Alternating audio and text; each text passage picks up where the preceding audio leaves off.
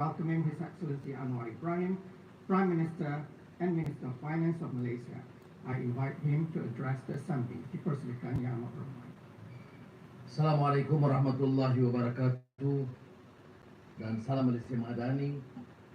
Izinkan saya bagi pihak negara dan rakyat Malaysia mengemukakan pandangan ke arah keamanan dan kesejahteraan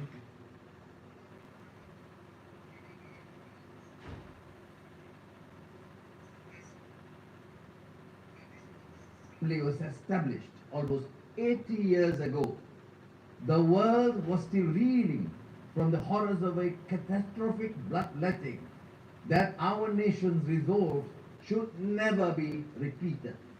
A decision profound in wisdom, magnanimous in intent, and bold in ambition was made so that the General Assembly would become the main deliberative, policy-making, and representative organ of the United Nations. A decision that manifested no less than the very strength and courage of our convictions. By giving equal voice to the sovereign nations of the world, the founders of the United Nations pursued a vision of a more democratic world predicated on the dictates of equity and justice. This was a vision that consigned to the past the predations of the strong of the weak, the strong over the weak, of the rich and powerful over the poor and the marginalized, and of the big powers over the rest. That vision, in my opinion, has been utterly shattered to pieces. Today, we find that the major powers and those that aspire to greater international status are increasingly casting the United Nations aside for smaller, supposedly more efficacious platforms. As the powers that be continue to pay lip service to the imperative of multilateralism, we see the emergence of minilateralism instead, effectively becoming fragmented configurations of power. Mr. President, we are living in a deeply polarized world. We are seeing major power rivalry unfolding with consequences that will negatively impact nations, especially the smaller ones in the regions of conflict. The upshot is that we are confronted with a geopolitical and geostrategic dilemma.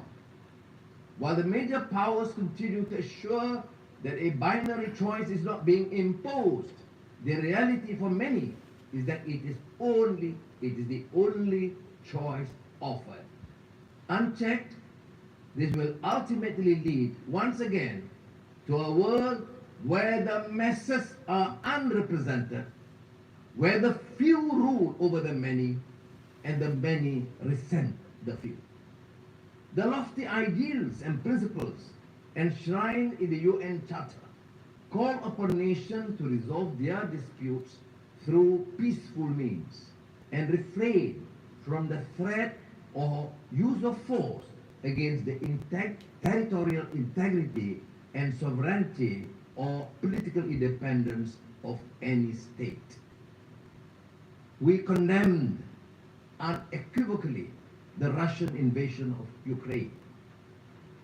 This conflict in Ukraine, for example, underscores the imperative to make peace and settle differences amicably through negotiations. Nevertheless, time is not on our side, and owing to the protracted failure to deal with this Russian-Ukraine crisis, I urge for a concerted multilateral effort led by the United Nations to resolve this. We cannot choose our neighbors, but we can choose to live in peace with them. And peace cannot happen without the cessation of hostilities by all parties. It is imperative for all parties to return to dialogue and resolve their differences through the negotiation table. The extent of the Ukraine conflict has radiated throughout the world as food prices have skyrocketed, leading to shortages and hunger, further malnutrition and despair. As in other conflicts elsewhere, be it in the Middle East or Southeast Asia, forced migration take place, piling on the problems of refugees and statelessness. Mr. President, in the Middle East, the politics of dispossession continues with a vengeance, with more illegal settlements being built, stripping Palestinians of land that rightly belongs to them.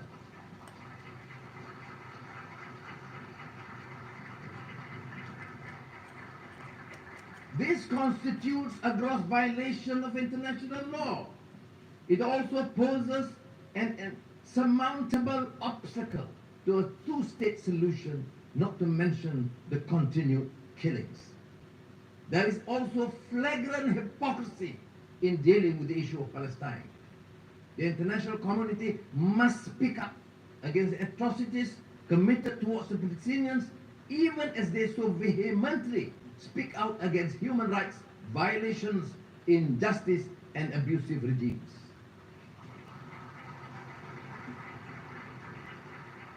On Afghanistan, Malaysia remains deeply concerned with the dire humanitarian situation in the country. This is especially so given that the country is grappling with its third consecutive year of drought and devastating locust infestation that severely undermined wheat harvests. On our part, Malaysia is committed to continue its existing people-to-people relations with Afghanistan, including through the provision of humanitarian aid. However, we remain resolute and firm in our call on the authority of Afghanistan to reverse their exclusionary and discriminatory policies against women and girls. Denying their right to go to school is a violation of the teachings of Islam, not to mention the UN Charter and the multilateral framework of human rights. They are also profoundly detrimental to the future of Afghanistan. Mr. President, we are deeply horrified by the continued post-coup violence and instability in Myanmar. This is currently among Southeast Asia's and ASEAN's biggest strategic and humanitarian challenges in recent years. The barbarism and depravity inflicted upon the people of Myanmar is indefensible and goes against the values or principles shared by the peoples and the region, in the region and globally. The support of the international community, including the United Nations, is crucial to urge continuously and maintain the necessary pressure on the military authorities to reverse their course. Inasmuch as the principle of ASEAN centrality dictates the continued atrocities must end, Malaysia calls on Myanmar to immediately implement the ASEAN 5-point consensus towards achieving peace and stability in the country.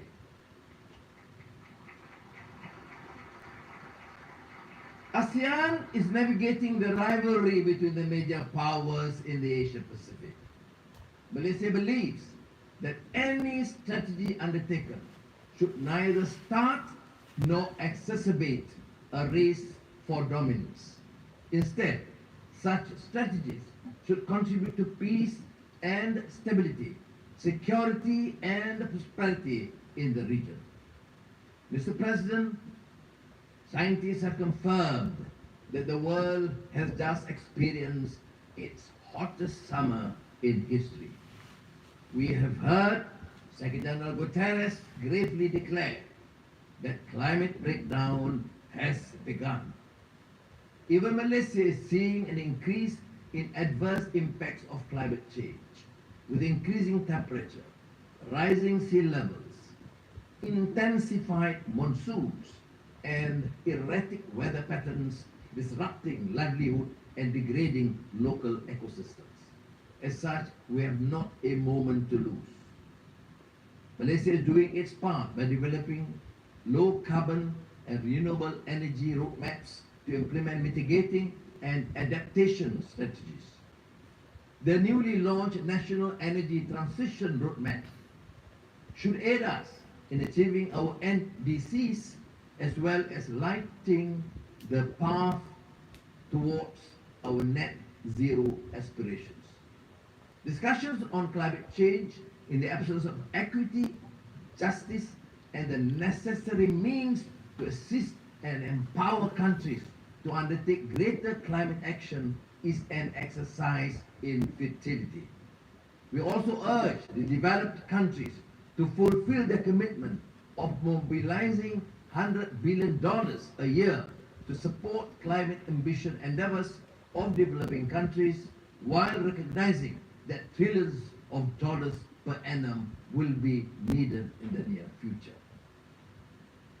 Mr. President, the 2023 SDG report has confirmed that we are falling behind, with nearly a third of the targets either at the state of inertia or worse, regressing.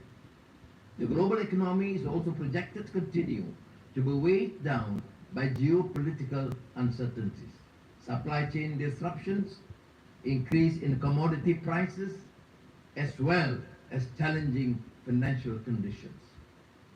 This has widened the gap between economic growth and income, leading to a continuous disparity. As the growth in income fails to match economic growth, households become burdened with debt. We now have the super rich living side by side with the ultra poor. The contrast lies starkly in the things that matter: food on the table, shelter, access to quality education, healthcare. These factors cry out for drastic systemic reform, a total reset of global institutions that impact our lives. Or else we will continue to face widening inequality, setting apart nations and peoples. Mr. President, we are concerned over the emergence of a new form of racism characterized by xenophobia, negative profiling, and stereotyping of Muslims. This is manifested in an alarming trend of hatred, intolerance, and acts of violence against Muslims and their sanctities. We are appalled by the legitimization of these acts under the feeble defense of human rights. Quran burnings are nothing but a clear Islamophobic act intended to incite hatred.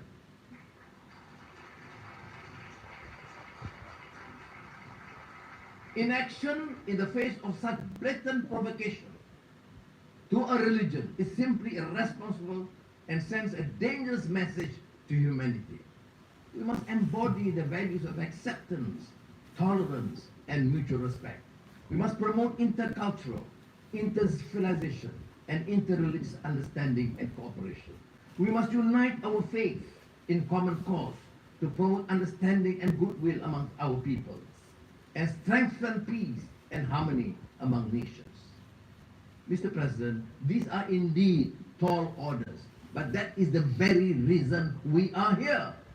I truly believe that no challenge, however formidable, is insurmountable if we secure the collective commitment of this global community, the member states of this august institution. What we need is trust and the conviction to make the world a better place, the will to work together on a platform of consensus and solidarity. Early this year,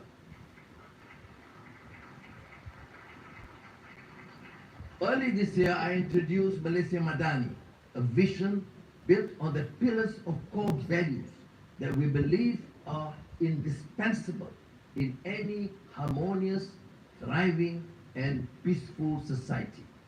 Compassion, ihsan and rahmah, respect, trust and amanah, innovation, prosperity and sustainability. These basic principles and moral values also apply in the context of our relations with other countries.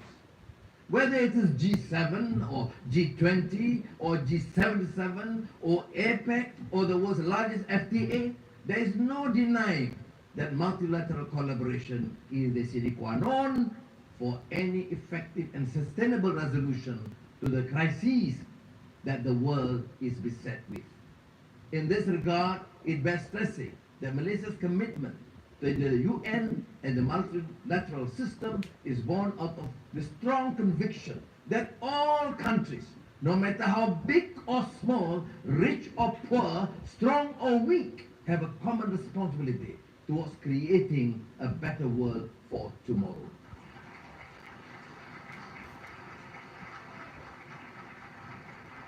The world and our future it is what we envision and construct it to be. Malaysia believes we can achieve this through greater trust and strengthen multilateralism. The United Nations can be the vessel to take us from despondency to a brighter future, from uncertainty to optimism, and from vulnerability to resilience. Terima kasih. Assalamualaikum. Terima kasih, Yang Amat Berhormat. On behalf of the Assembly, I wish to thank the Prime Minister and Minister of Finance of Malaysia for the statement just made, and I request protocol to escort His Excellency.